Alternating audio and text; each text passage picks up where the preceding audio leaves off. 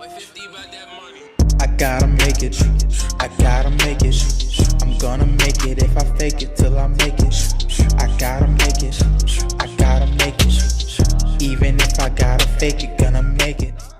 Coming to you a little bit early. I decided to kind of jump on. I was gonna release a full episode on Sunday, but I decided, might as well talk about something now.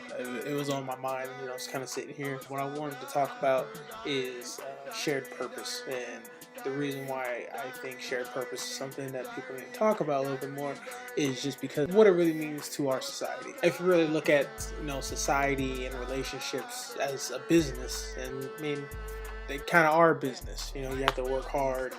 You're all trying to reach a common goal. So shared purpose is a framework that ensures that organizations and communities have a person-centered mindset. What that really means is, I just said means is, fuck it.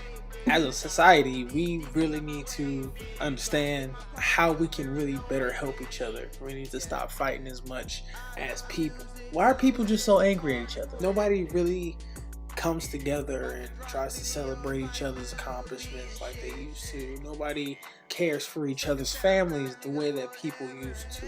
I think I'm the last generation that actually talks to random people at the banking line. Positive. This new generation, hell, they too busy looking out for active shooters, obviously. None of those kids are really getting that big hug that a lot of people really need.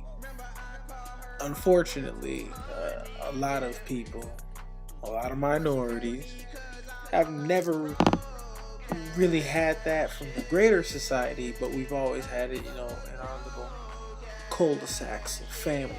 If you really want to talk about shared purpose, think about the March on Selma. Or was it the March on Montgomery? I think it was the March on Selma. No, they started in Selma, ended in Montgomery, Alabama, the capital. I mean, look at Martin Luther King Jr.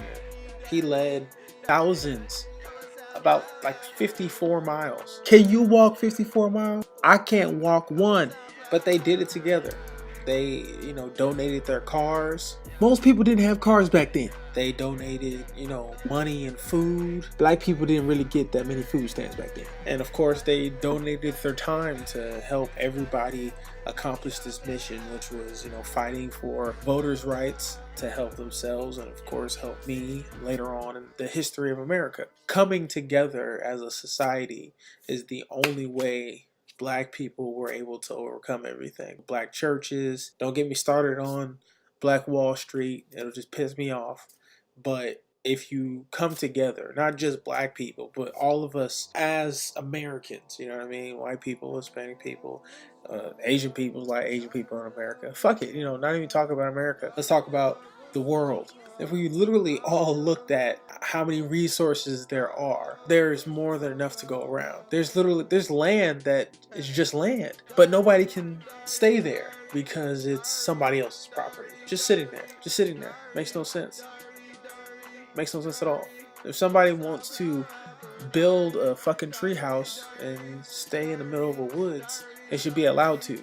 And you can't even do that. You really can't even do that because of greedy companies and greedy landowners pretty much taking up more than we really need. And it's kind of a shame.